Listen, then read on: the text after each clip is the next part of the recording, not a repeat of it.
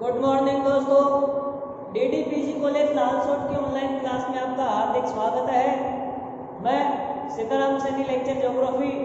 आज आपको BA part first geography paper first से संबंधित एक महत्वपूर्ण टॉपिक पढ़ाने जा रहा हूँ। ध्यान से समझना है आप लोगों को। देखिए, इससे पहले का जो लास्ट वीडियो आया था उसमें मैंने आप लोगों को पृथ्वी की आंतरिक संरचना की जानकारी देने वाले स्रोतों के बारे में बताया था कि धरातल के आंतरिक भाग के अंतर्गत जो स्थितियां पाई जाती है वो मानव के लिए अदृश्य है और उस अदृश्य भाग की हम जानकारी प्राप्त करने के लिए कुछ महत्वपूर्ण स्रोतों का उपयोग करते हैं। उन स्रोतों के बारे में मैंने आपको बताया था कि पृथ्वी की आंतरिक संरचना की जानकारी देने वाले स्रोतों में अप्राकृतिक स्रोत, प्राकृतिक स्रोत और उल्कापिंडों का महत्वपूर्ण योगदान है, जिसमें मैंने आपको पहले अप्राकृतिक स्रोतों के बारे में बताया था।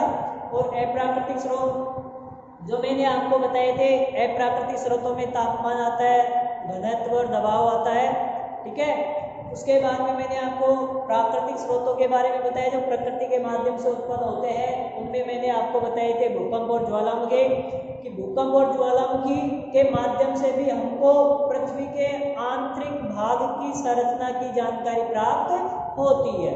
उसके बाद में मैंने आपको उल्कापिंड के बारे में बताया कि धरातल के आंतरिक भाग की जानकारी हमको उल्कापिंडों के माध्यम से भी प्राप्त होती है, ठीक है। हाँ, अब देखिए आगे। वहां तक तो हमने केवल स्रोतों की बात की थी कि वे महत्वपूर्ण स्रोत कौन कौन से हैं जिनके माध्यम से पृथ्वी के आंतरिक भाग की जानकारी प्राप्त होती है। अब उसमें हमने प्राकृतिक स्रोत के बारे में पढ़ा जिसमें आपका भूकंप और ज्वालामुखी आया था कि धरातल के आंतरिक भाग से जब भूकंप और ज्वालामुखी उत्पन्न होता है या उनकी क्रियाएं होती है तो धरातली और अग्रसर होंगे। तो धरातल पे आने के पश्चात उनसे हम कुछ महत्वपूर्ण वस्तुएं प्राप्त होती है जिसके आधार पर मान सकते हैं कि पृथ्वी का आंतरिक भाग किस प्रकार का है, ठीक है। हाँ, आज मैं यहाँ पे आपको उस आंतरिक संरचना की जानकारी के अंतर्गत जो भूकंप विज्ञान के आधार पर पृथ्वी की आंतरिक संरचना से या संरचना के बारे में हमको किस प्रकार जानकारी प्राप्त होती है उसके बारे में अध्ययन करेंगे, ठीक है। आज का जो हमारा महत्वपूर्ण टॉपिक रहेगा बीए पार्ट फर्स्ट ज्योग्राफी के फर्स्ट पेपर से संबंधित है भूकंप विज्ञान के आधार पर पृथ्वी की आंतरिक संरचना। देखिए, ये हमारा धरातल का भाग है, ये धरातलीय भाग, ठीक है, और ये धरातल का आंतरिक भाग है। ये धरातल का ऊपरी भाग हो गया जिसको धरातलीय भाग कह सकते हैं, जबकि धरातल का आंतरिक भाग हो गया। अब ये आंतरिक भाग हमारे लिए अदृश्य है, इसमें किस प्रकार की घटनाएं होती है, कौन कौन सी क्रियाएं होती है, उन क्रियाओं के बारे में हमको जानकारी उन स्रोतों के माध्यम से प्राप्त होती है, जिसमें आपका जो महत्वपूर्ण स्रोत है वो भूकंप है, प्राकृतिक स्रोत की श्रेणी में आता है। अब भूकंप के आधार में इस धरातल के आंतरिक भाग से आपको किस प्रकार जानकारी प्राप्त होती है देखिए। हाँ, देखिए, मैंने लास्ट वीडियो में आपको भूकंप के बारे में थोड़ा सा बताया था कि भूकंप क्या है। पृथ्वी के आंतरिक भाग में जब किसी भी प्रकार की क्रियाएं होती है अर्थात हलचल होती है या कंपन होता है पृथ्वी तल पर, उसको हम भूकंप के नाम से जानते हैं। और यहाँ पे हम पढ़ रहे हैं भूकंप विज्ञान, जिसको सिस्मोलॉजी कहा जा सकता है। हाँ, देखिए, यहाँ पे बात कर रहा हूँ मैं भूकंप विज्ञान के आधार पर पृथ्वी की आंतरिक संरचना की। तो भूकंप विज्ञान के आधार पर पृथ्वी की आंतरिक संरचना को 3 भागों में बांटा है। कितने प्रकारों में या भागों में बांटा है? 3 प्रकारों में। पृथ्वी की जो आंतरिक संरचना है उसको भूकंप विज्ञान के आधार पर 3 भागों में बांटा है, ठीक है। भूकंप विज्ञान के आधार पर सबसे पहले नंबर एक आता आपका भूपटल। भूपटल को हम क्रस्ट या भूपर्वत के नाम से भी जानते हैं, ठीक है। कि भूकंप विज्ञान के आधार पे पृथ्वी की आंतरिक संरचना को 3 भागों में बांटा है, जिसमें नंबर 1 है भूपटल, जिसको क्रस्ट या भूपर्वत के नाम से भी जाना जाता है, ठीक है। हाँ, नंबर 2 जिसको हम मेंटल या सब स्ट्रेटम के नाम से जानते हैं। मेंटल जिसको सब स्ट्रेटम या फिर अनुपटल भी कहा जाता है। मेंटल को भूपटल की तरह या अन्य नामों से भी पुकारा जाता है। जैसे भूपटल को मैंने बताया कि भूपटल को हम क्रस्ट भी कह सकते हैं या फिर भूपटपट्टी भी कह सकते हैं। इसी प्रकार मेंटल को सब स्ट्रेटम भी कहा जा सकता है और अनुपटल भी कह सकते हैं। अब देखिए नंबर 3 को हम क्रोड या कोर के नाम से जानते हैं। नंबर 3 को क्रोड या कोर के नाम से भी जानते हैं, जो पृथ्वी का सबसे आंतरिक भाग है अर्थात पृथ्वी का इसको केंद्रीय भाग भी कह सकते हैं। ठीक है, तो देखिए ध्यान से समझने की कोशिश कीजिए कि भूकंप विज्ञान के आधार पे पृथ्वी की आंतरिक संरचना को 3 भागों में बांटा है। कितने भागों में? 3 भागों में। सबसे पहले नंबर 1 भूपटल जिसको क्रस्ट या भूपट्टी के नाम से भी जाना जाता है। नंबर 2 मेंटल सब स्ट्रेटम भी कह सकते हैं इसको अनुपटल भी कहा जाता है। नंबर 3 को क्रोड या कोर के नाम से भी जाना जाता है। अब इन तीनों की हम डिटेल पढ़ेंगे थोड़ा सा। हाँ देखिए, भूकंप विज्ञान के आधार पर पृथ्वी की आंतरिक संरचना 3 प्रकार की होती है। तीनों प्रकार मैंने आपको बताए हैं। सबसे पहले नंबर 1 है भूपटल, क्रस्ट या भूपटपट्टी। अब देखिए, पृथ्वी का सबसे ऊपरी भाग जो भूपटल, क्रस्ट या भूपटपट्टी के नाम से जाना जाता है, इसकी धरातल पे औसत गहराई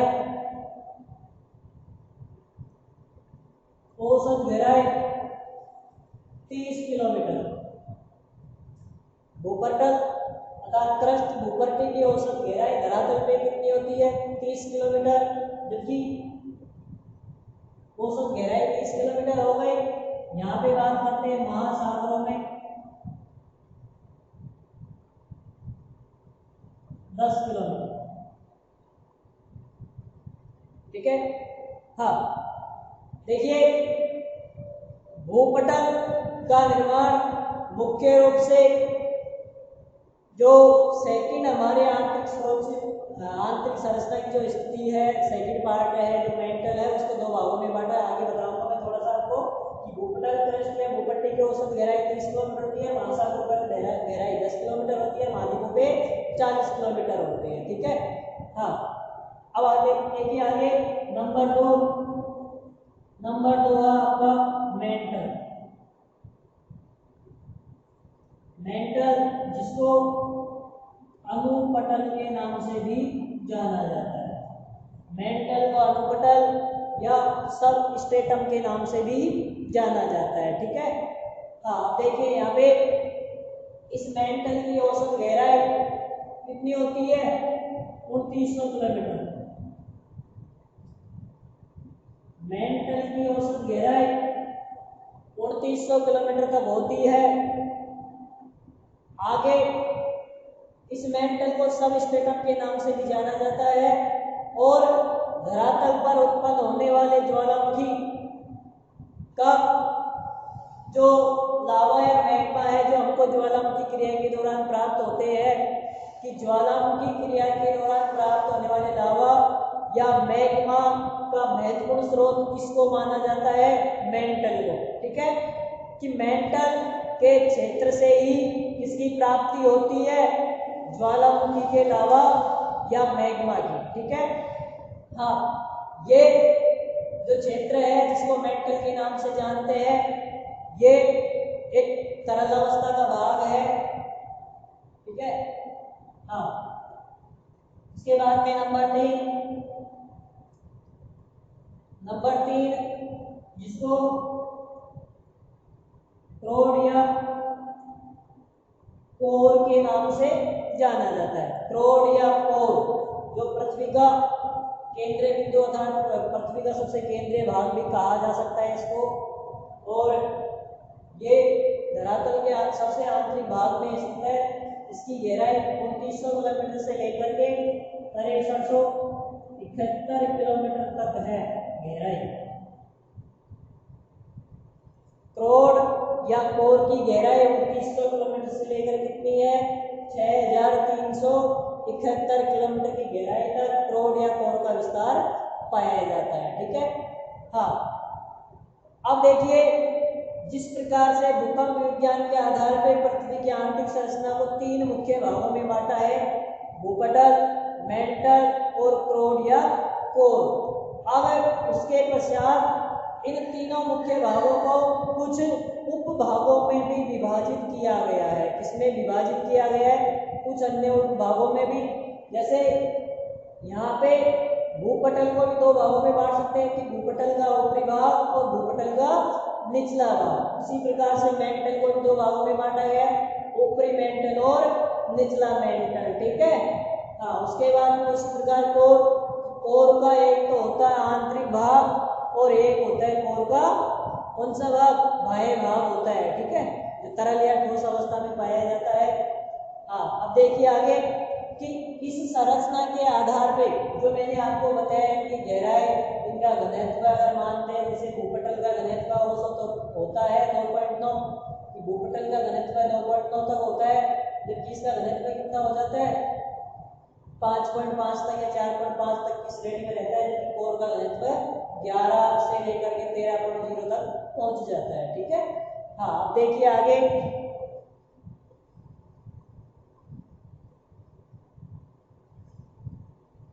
हाँ आगे है कि जो अभी मैंने आपको बताया कि भूकंप विज्ञान को 3 भागों में या 3 मुख्य भागों में विभाजित किया गया है। उन तीनों भागों को हम पृथ्वी के धरातलीय भाग से लेकर गहराई की ओर एक त्रिभुज के आकार में भी एक चार्ट के माध्यम से बता सकते हैं। देखिए,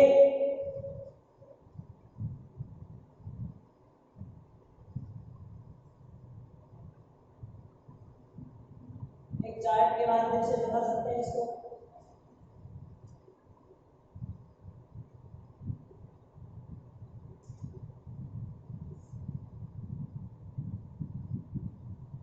हाँ,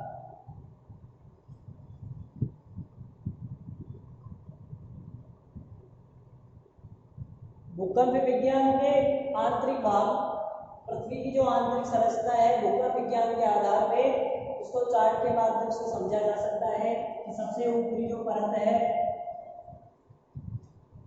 अब यहाँ पे मैं आपको पृथ्वी के आंतरिक भाग की संरचना की गहराई और घनत्व के आधार पे बताऊंगा। जैसे मान लो इधर तो मैंने भूकंप विज्ञान के आधार पे पृथ्वी की आंतरिक संरचना की गहराई लिखी है, जबकि यहाँ पे क्या लिखा है मैंने, घनत्व के बारे में। ठीक है।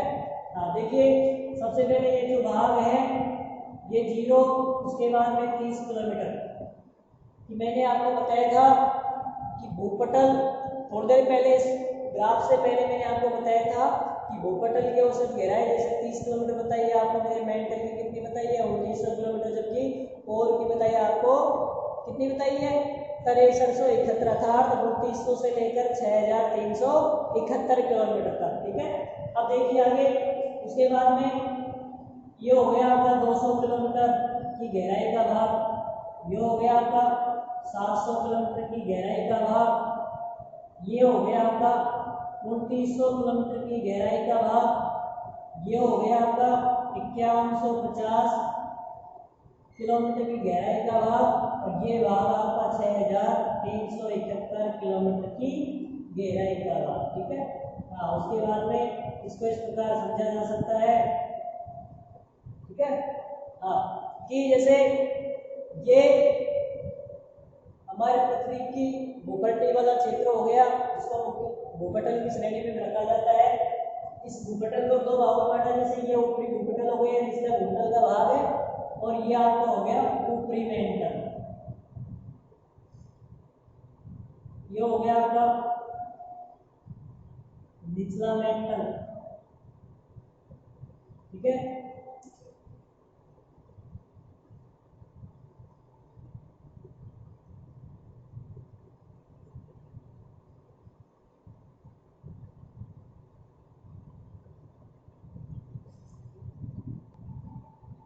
हाँ देखिए आगे, भूकंप विज्ञान के आधार पे पृथ्वी के आंतरिक संरचना को हमने 3 भागों में बांटा था, जिसमें आपका भूपटल, मेंटल और कोर आता है। उन तीनों भागों को कुछ उप भागों में भी विभाजित किया गया है, जिनके बारे में मैं आपको एक धरातल से पृथ्वी के आंतरिक भाग की ओर जो गहराई है उसको एक त्रिभुज के आकार पे ग्राफ बनाकर उससे समझाने की कोशिश कर रहा हूँ। देखिए ये धरातल का ऊपरी भाग है, जिसकी औसत गहराई कितनी है, 0 किलोमीटर। ये गहराई हो गई धरातल के आंतरिक भाग की गहराई, कि धरातल का भाग 0 से प्रारंभ हो गया, कि धरातल का ऊपरी भाग है, ठीक है। हाँ, मैंने आपको नंबर 1 बताया है भूपटल, कि भूपटल की औसत गहराई मैंने आपको बताई है 30 किलोमीटर, कि भूपटल या भूपर्टी या जिसको क्रस्ट भी कहा जा सकता है, उसकी गहराई कितनी है, 30 किलोमीटर तक। तो 30 किलोमीटर आपका हो गया। उसके बाद में मैंने आपको मेंटल बताया है कि मेंटल की औसत गहराई 2900 किलोमीटर तक होती है, और यहाँ पे मेंटल को हमने अध्ययन की दृष्टि के आधार पे 2 भागों में भी बांटा है। जैसे एक हो गया आपका ऊपरी मेंटल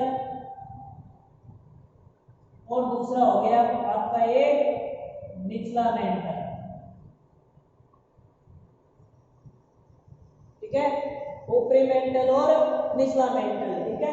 उसके बाद ये हो गया आपका जैसे कोर का भाग है पूरा, जो 2900 से लेकर 6371 किलोमीटर की गहराई का क्षेत्र कोर की श्रेणी में आता है। कोर, इसको क्रोड के नाम से भी जानते हैं। इसको यहाँ पे 2 भागों में बांटा गया है, एक होगा आपका बाह्य कोर और दूसरा हो गया आंतरिक कोर। हाँ देखिए, ये गहराई की स्थिति हो गई कि धरातल के ऊपरी भाग से लेकर धरातल के आंतरिक भाग की ओर की गहराई किस प्रकार है, और उस गहराई के भागों को भूकंप विज्ञान के आधार पर कौन कौन से भागों में विभाजित किया गया है। उसी प्रकार इधर हमने धरातल की गहराई के आंतरिक भाग की घनत्व की स्थिति बताई है, जिसमें जैसे मान लो पृथ्वी के ऊपरी भाग का घनत्व 2.9 से 3 तक रहता है। उसके बाद में ऊपरी मेंटल का घनत्व 4.5 तक रहता है। उसके नीचे घनत्व 5.5 से लेकर यहाँ तक हो जाता है 4.5 से लेकर 5.5 तक, ठीक है। उसके बाद में जो कोर का घनत्व है वो बाह्य भाग में 10 से लेकर 12 तक रहता है। उसके बाद में आंतरिक भाग में 13 से लेकर के 13.3 तक रहता है। ये स्थिति है गहराई और घनत्व की। अब देखिए, जो जो गहराई की ओर जाते हैं तो लगातार कुछ भागों में तो तापमान में वृद्धि होती है, लेकिन कुछ भाग में तापमान की स्थिति सामान्य पाई जाती है, ठीक है। तो उस स्थिति के आधार पे जैसे मान लो किसी भाग में तो भूकंप की गति सर्वाधिक पाई जाती है धरातल के आंतरिक भाग की ओर, किसी क्षेत्र में तो अर्थात भूकंप की गति सर्वाधिक पाई जाती है, लेकिन कुछ क्षेत्रों में भूकंप की गति सामान्य हो जाती है, ठीक है। तो उस स्थिति के आधार पे धरातल के आंतरिक भाग में कुछ असमानता भी पाई जाती है। भूकंप की गति के आधार पे धरातल के आंतरिक भाग की ओर जो क्षेत्र है उन क्षेत्रों के मध्य में कुछ असमानता पाई जाती है। उसको निम्न प्रकार बताया गया है। सबसे पहले भूपटल और मेंटल के बीच में पाई जाती है मोह असंबंधता।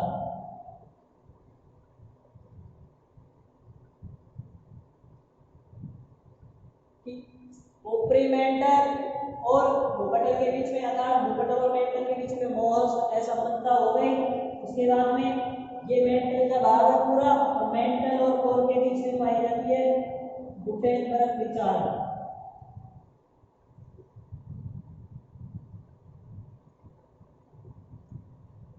विचार असंबंधता गुटेनबर्ग विचार असंबंधता मेंटल और कोर के बीच में पाई जाती है, ठीक है। उसी प्रकार देखिए यहाँ पे अगर भूपटल मेंटल की बता दी मैंने आपको, मोह असमानता पाई जाती है भूपटल और मेंटल के बीच, मेंटल और कोर के बीच में गुटेनबर्ग विचार असमानता पाई जाती है। उसके बाद में उसी प्रकार से यहाँ पे ऊपरी मेंटल और निचले मेंटल के बीच में से आपकी पाई जाती है रैपिड असमानता।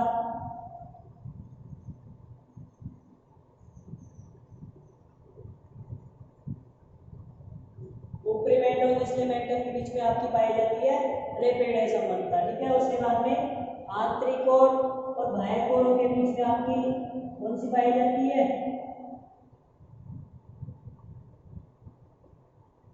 आंतरिक और बाह्य कोर के बीच में भी समानता पाई जाती है। उसी प्रकार से ऊपरी भूपटल और मेंशन के बीच में जो सियाल सीमा का भाग भी कह सकते हैं, उसके अंतर्गत भी मोहर संबंधता पाई जाती है। मोहर संबंधता हो गई, नेपेड हो गई, गुटेनबर्ग विचार हो गई, ठीक है। ये महत्वपूर्ण स्थितियां हैं जिसमें भूकंप की गति में कुछ मात्रा में अंतर देखने को मिलता है। कहीं पे तो भूकंप की गति सर्वाधिक हो जाती है, कहीं पे भूकंप की गति निम्नतम पाई जाती है, ठीक है। हाँ देखिए दोस्तों, अगर यहाँ तक भूकंप विज्ञान की आर्थिक संरचना के बारे में जो आपको पढ़ाया है, उसके बारे में अगर आपको किसी भी प्रकार की समस्या हो तो आप कमेंट्स करके हमको बता सकते हो। आपसे रिक्वेस्ट है कि दोस्तों वीडियो को लाइक कीजिए, शेयर करें और ज़्यादा से ज़्यादा सब्सक्राइब करने की कोशिश करें, जिससे आपको एक नए नए हमारे पास वीडियो भी देखने को मिल सके। धन्यवाद।